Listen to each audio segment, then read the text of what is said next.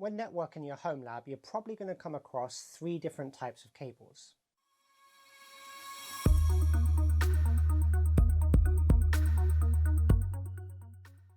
Hi everyone, my name is Robert Mizen and I make videos that hopefully are helpful to you within the kind of home lab server and IT space.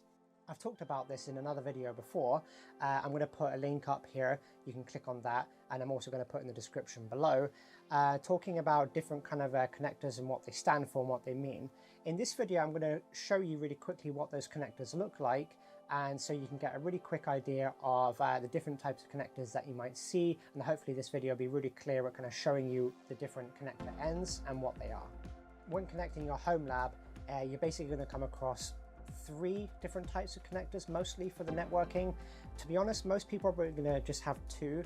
The third one I'm going to show you in this video is actually quite uncommon for home lab environments, but if you definitely have one, it's a really awesome kind of cable management solution also.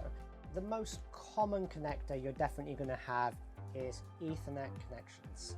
RJ45 based Ethernet. This is what they are. Everyone knows what they are. This is basically going to be the mainstay of most connections in a home lab. This is pretty typical, it's pretty cheap. Mostly it's going to be 1 gig connections, but they're pretty cheap, so this is what you're going to mostly have. The main thing to consider with these types of cables is the category. Most of these have different categories. You'll see it on the cable written as Cat 5, Cat 6, Cat 7.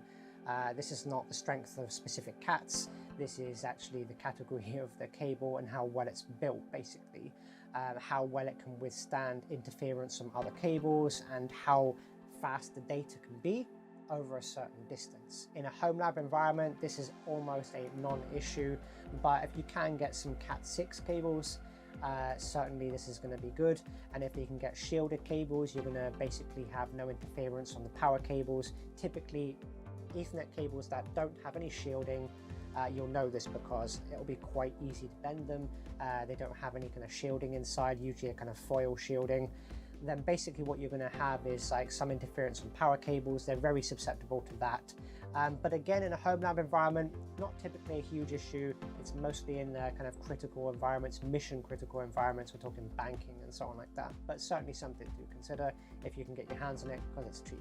Now, a typical holy grail type of connection for your home lab is going to be DAC cables, direct access copper, look like this. Direct access copper cables they're not as cheap as Ethernet, obviously, but the beauty about these is they are 10 gig. The ports that they connect to are very flexible in terms of what you can do with them. If you have even just 1 or 2 of these on a switch or on your server, it's just a huge benefit to your performance and your speeds, really good. This is considered like a holy grail in home labbing.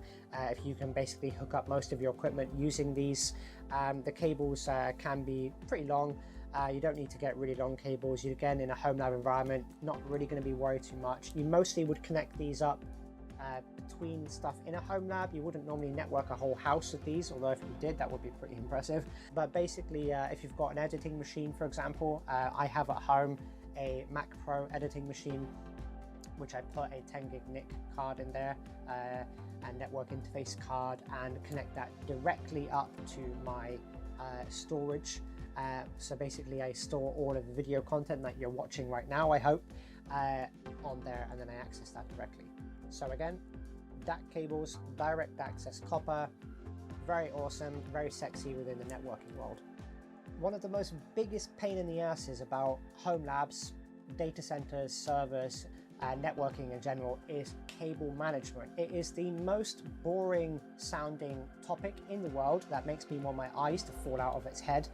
But basically, if you don't cable manage, you're going to run into such a huge range of issues later. Once you start getting 1 server, then you're going to want a 2nd server, and then another switch, another switch. It becomes addictive. It's very, very addictive.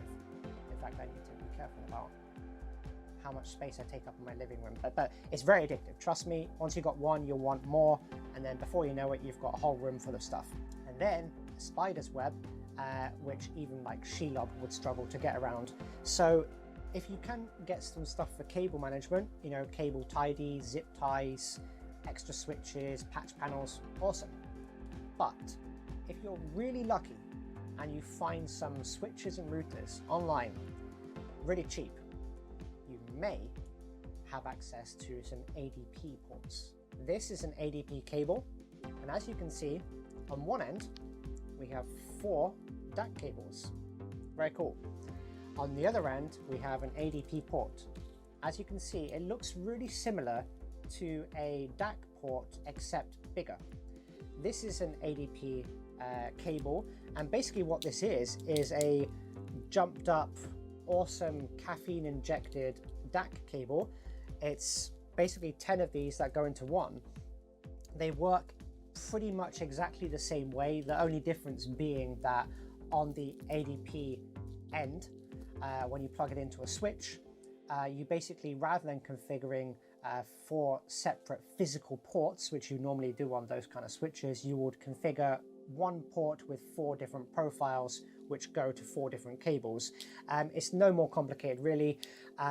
Rather than configure port 1, port 2, port 3 and port 4 on a physical switch, you actually will configure what would be called port 1, 1, 1, 2, 1, 3 and 1, 4. It works basically the same way. There's no degradation with these. Each of these is 10 gig. They all run the same way.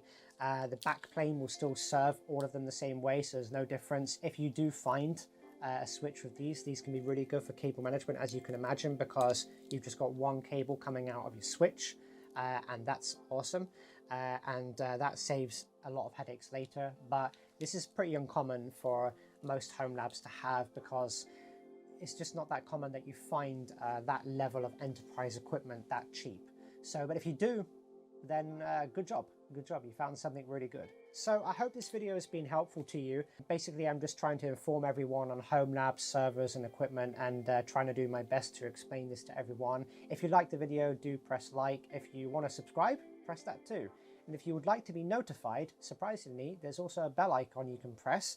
And if you do that, then when I publish a video, which is basically randomly, infrequently, sometimes frequently, you'll get a notification. It's pretty awesome. 2021 is a good time for technology.